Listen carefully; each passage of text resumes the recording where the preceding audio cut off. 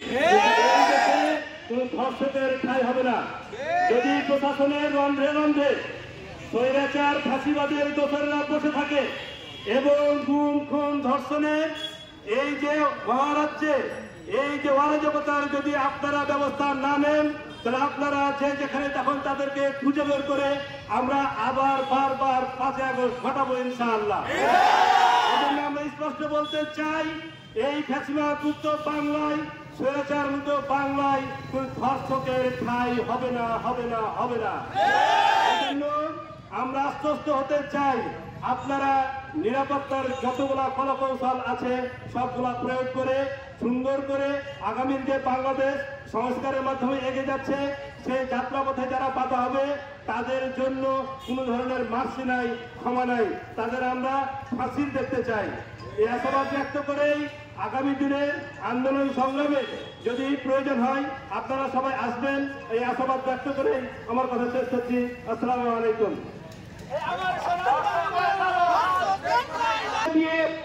সামনে এগিয়ে নিয়ে যান সেই মহান ব্যক্তি, আমাদের সকলের শ্রদ্ধা ভাজন doctor Mahfuz Raihan sir. Doctor Mahfuz Raihan স্যারকে হীরার মূল্যবান বক্তব্য প্রদান করার জন্য অনুরোধ করছি।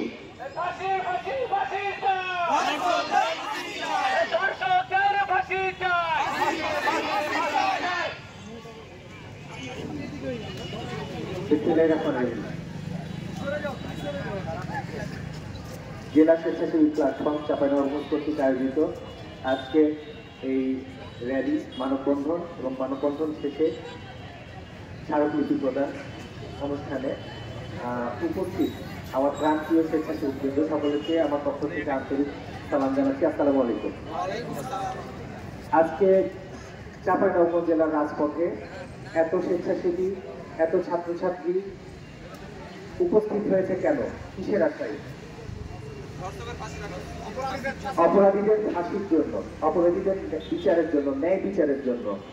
এই ন্যায় বিচার আমাদেরকে চাইতে হচ্ছে আজকে এই 2025 সালে এসে, এটাই আমাদের জন্য একটা লজ্জার বিষয়। আর আমাদের চোখ মুখ ভাষা বলে দিচ্ছে যে আমরা ধর্ষকদের কতটা ঘৃণা করি। আমরা চাই যে তাদের দ্রুত বিচার নিশ্চিত করা হোক। Justice delayed, justice denied. জাস্টিসটা দ্রুততম সময়ের মধ্যে হতে হবে। বহু বছর থেকেই বাংলাদেশে এই ধর্ষণের মতো কাজ যারা নরপশু আছে তারা করে যাচ্ছে এবং তাদের মনের মধ্যে সাহস সঞ্চার হয়েছে একটাই কারণে, যে ধর্ষণের বিচারটা সময় মতো হয় না। আইনের ফাঁকফোকর বলে 90 দিন পার হয়ে তারা জামিনে বের হয়ে আসে, তারপরে আবার একই অপকর্মে লিপ্ত হয়। এজন্যই আইন সংস্কার করে দ্রুততম সময়ের মধ্যে ধর্ষকদের সর্বোচ্চ শাস্তি, মৃত্যু দণ্ড নিশ্চিত করতে হবে। স্বেচ্ছাসেবী প্ল্যাটফর্মের সকল স্বেচ্ছাসেবক এবং আমাদের দাবি এটাই। এবং দ্রুততম সময়ের মধ্যে যদি আমরা এই বিচার কার্য সম্পাদন না করতে পারি, এই ধরনের ঘটনা চলতেই থাকবে। আমাদের সন্তানেরা, আমাদের মেয়েরা তারা কর্মক্ষেত্রে, শিক্ষাক্ষেত্রে নিরাপত্তাহীনতায় ভুগছে। জাতির নারীদের যদি আমরা নিরাপত্তা না দিতে পারি তাহলে এই জাতি মুখ করতে পড়বে, জাতির উন্নয়ন, শিক্ষা সবকিছুই থমকে যাবে। আমরা চাই যে আমাদের মেয়ে সন্তানেরা, আমাদের